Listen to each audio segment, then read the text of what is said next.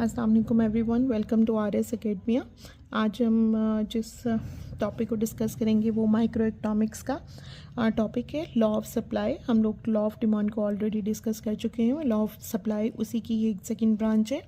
Law of demand को हम लोगों ने पहले देखा, वो इन्वर्स रिलेशनशिप होता है और उसकी नेगेटिव स्लोप होती है।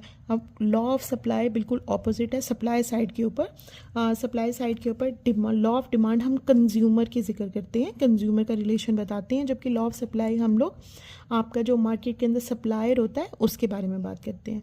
यानी लॉ ऑफ सप्लाई जो है वो सप्लायर की कंडीशन को डिस्कस करता है। सबसे पहले इसकी डेफिनेशन है, लॉ ऑफ सप्लाई स्टेट करता है there is a direct relation. Law of demand का हमारा इन्वर्स रिलेशन था, लॉ ऑफ सप्लाई का डायरेक्ट रिलेशन है। Direct relation between price of goods and supply of good.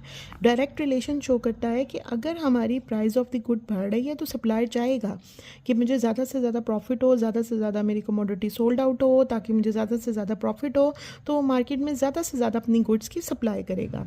Therefore direct relationship होता है if other things remain same, और other things remain same को citrus पैराबस बोलते हैं। सिट्रस पैराबस क्या है? हमारी कंडीशंस हैं जिनके साथ, जिनकी वजह से अगर वो कंडीशंस फुलफिल हो तो लॉ ऑफ सप्लाई मार्केट में होता है, अगर ना हो तो लॉ ऑफ सप्लाई वहाँ पर स्टेट अप्लाई नहीं होता। ठीक है, अब इसको एक्सप्लेन करते हैं। Price is directly proportional to supply. ठीक है, या आप इसको कहते हैं supply is directly proportional to या डायरेक्ट रिलेशन टू प्राइस। यानी प्राइस के बढ़ने से क्या होगा? ज़ाहिर बात है सप्लायर कहेगा कि ज़्यादा से ज़्यादा मेरी चीज़ें सोल्ड आउट हों, तो सप्लाई बढ़ा देगा। लेकिन जैसे ही प्राइस कम होगी, सप्लायर कहेगा कि मुझे इतना ज़्यादा फ़ायदा नहीं है, मे बी फ्यूचर की एक्सपेक्टेशन में इसकी प्राइस बढ़ जाए, तो वो कम सप्लाई मार्केट में करेगा या उसको कम काश करेगा, कम कल्टिवेट करेगा, ताकि क्योंकि उसको इसमें फ़ायदा नहीं हो रहा। अगर उसकी कॉस्ट भी पूरी नहीं हो रही तो वो बिला वजह मेहनत तो नहीं करेगा। सो इस वजह से अगर मार्केट के अंदर उस कमोडिटी की प्राइस ही कम है तो ऑटोमेटिकली उसकी सप्लाई कम हो जाएगी।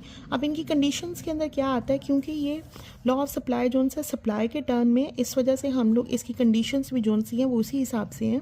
Cost of production remains unchange. जैसे मैंने अभी पहले कहा कि अगर कॉस्ट ही बढ़ जाती है आपकी, मतलब वो ज़मीन के अंदर अगर गंदम को काश्त कर रहा है तो उसको जो दाना मिल रहा है, जो बीज मिल रहा है, जो पानी मिल रहा है, या जो वो जगह का रेंट पे कर रहा है, वो ही बहुत ज़्यादा है और मार्केट के अंदर उस चीज़ की प्राइस नहीं बढ़ी, तो वो क्यों उसको कल्टीवेट करेगा?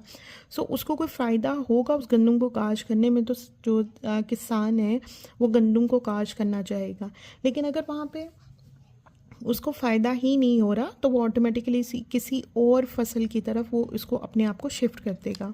सो यहाँ पर वो ये कह रहे हैं कि लॉ ऑफ सप्लाई उस सूरत में होता है अगर कॉस्ट ऑफ प्रोडक्शन आपकी चेंज नहीं होती।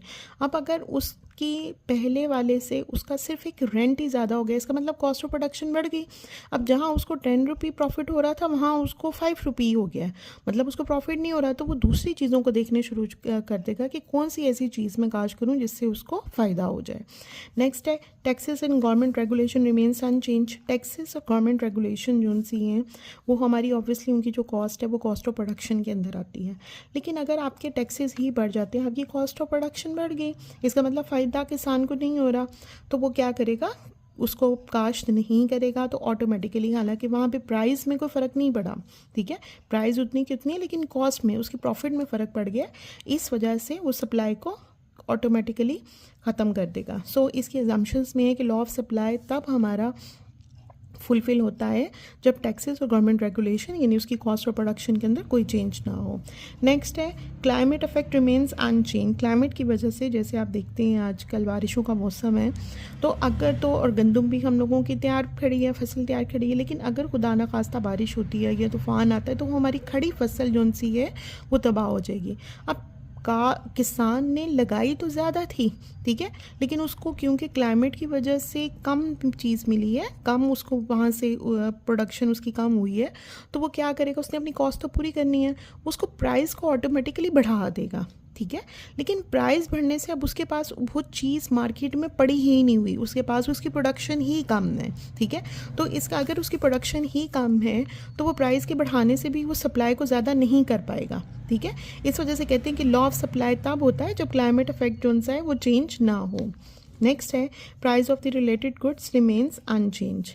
अब क्योंकि प्राइस की वजह से सप्लाई जो सी प्राइस की वजह से सप्लायर क्या करेगा, कोशिश करेगा कि मेरी सप्लाई ज़्यादा हो जाए, लेकिन अगर उसके रिलेटेड गुड जैसे गंदम और चावल आपस में एक तरह से उनके सब्स्टिट्यूट ही हैं कि आप गंदम अगर महंगी हुई है तो आप जो चावलों की क्वांटिटी बढ़ा सकते हैं, बिल्कुल रिप्लेस नहीं कर सकते। इसी तरह अगर चावल ज़्यादा हो जाते हैं तो आप अपनी रोटी का पोर्शन ज़्यादा कर सकते हैं। लेकिन अगर उनकी प्राइस बढ़ रही है तो क्या होगा, मार्केट के अंदर ऑटोमेटिकली गंदम की जो सी है वो क्वांटिटी डिमांड कम हो जाएगी। और हम लोगों ने जैसे पढ़ा कि inverse relation law of demand के हिसाब से, तो जैसे अगर प्राइस जो सी है वो बढ़ जाएगी तो क्वांटिटी डिमांड कम हो जाएगी, तो मार्केट में तो वो सामान सप्लायर का वैसे ही पड़ा रहेगा। वो बेशक मार्केट में जितना मर्जी सामान ला के रख दे, लेकिन वो उसका सोल्ड आउट तो नहीं होगा ना। सो इस वजह से वो कहते हैं कि price of the related goods remains unchange रहें तो आपका लॉ ऑफ सप्लाई फुलफिल होता है। अब इसकी एग्जांपल मैं आपको दे रही हूँ, सिंपल, ये बहुत टॉपिक है। मैंने आपको सिट्रस पैराबिस के अंदर इनके एजम्पशंस की डिफरेंट कंडीशन बताई हैं कि किस किस वजह से लॉ ऑफ सप्लाई जो है वो फुलफिल हो जाता है। अब उसके टेबल में क्या है कि जब किसी चीज़ की प्राइस, उसकी कमोडिटी की प्राइस जो सी है वो 10 रुपये पर केजी है, तो सप्लायर 100 केजी मार्केट के अंदर सप्लाई कर रहा है, ठीक है। अब जैसे ही उसकी प्राइस बढ़ गई है, 20 केजी हो गई है, 20 रुपये पर केजी हो गई, एकदम डबल प्राइस हो गई है, तो वो अपनी जो सप्लाई है वो बढ़ा देगा, ज़्यादा मेहनत शुरू कर देगा ताकि ज़्यादा से ज़्यादा काश्त हो और उसको ज़्यादा से ज़्यादा फ़ायदा हो। मतलब अगर आप ये देखें, यहाँ पर उसको प्रॉफिट हो रहा है 1000 रुपीज़ और यहाँ पर उसको हो रहा है 3000 रुपीज़, ठीक है। ऑटोमेटिकली से 10 रुपीज़ के बढ़ने से उसको 2000 रुपीज़ का इंक्रीज़ हो रहा है। अब दोबारा अगर 30 रुपये पर केजी मार्केट में उसकी कमोडिटी की प्राइस हो गई है, तो वो क्या करेगा, अपनी सप्लाई को 200 केजी तक बढ़ जाएगा। अब इसको मैं मल्टीप्लाई करूँ तो 6000, कमोडिटी एक ही है, लेकिन उसके प्राइस के बढ़ने से फर्स्ट वाले पोर्शन से 1000 था, उसको यहाँ पे 5000 का फ़ायदा हो रहा है, ठीक है। सो क्या है कि वो क्या करेगा, जैसे जैसे मार्केट में प्राइस बढ़ता जाएगा, उससे प्रॉफिट कमाने के लिए वो अपनी सप्लाई को ज़्यादा करता जाएगा। नेक्स्ट है इसकी ग्राफिकल प्रेजेंटेशन हम कर रहे हैं। इसके प्राइस ये देखें, ये 10, अब 10 रुपये जब थी तो उसकी 100 हो गई, 20 रुपये पे 150 हो गई, 30 रुपये पे 200 हो गई, 40 पे 250 एंड 50 पे 300, ठीक है। अब मैंने इन तमाम डॉट्स को मिला के ये, और हमारे पास सप्लाई एक्स है, ये सप्लाई ऑफ एक्स है, ये कर्व है। अब ये कर्व जो सी है वो क्या है, पॉजिटिवली स्लोप्ड। एक तो उनको बोलते हैं जो कि ओरिजिन से निकल रही हों, उनको पॉजिटिव स्लोप, और दूसरा पॉजिटिव स्लोप हमेशा रिलेशनशिप को डिफ़ाइन करता है कि ये पॉजिटिव रिलेशनशिप है, डायरेक्ट रिलेशनशिप है। मतलब अगर प्राइस बढ़ रही है तो क्वांटिटी सप्लाई भी बढ़ रही है। अब अगेन मैं बताऊंगी कि law of demand negatively slope होती है, law of supply positively slope होती है। लॉ ऑफ डिमांड हमारा इन्वर्स रिलेशनशिप होता है, जबकि सप्लाई का डायरेक्ट रिलेशनशिप होता है। सो लॉ ऑफ सप्लाई भी हमारा ऑलमोस्ट सारा कवर हो गया है। वेरी इजी टॉपिक है, बहुत इंपॉर्टेंट टॉपिक है, बहुत बेसिक है इकोनॉमिक्स का हमारे। So thank you so much. If you like my video then please subscribe it, comment it and like it and share it with your class fellows. Thank you so much.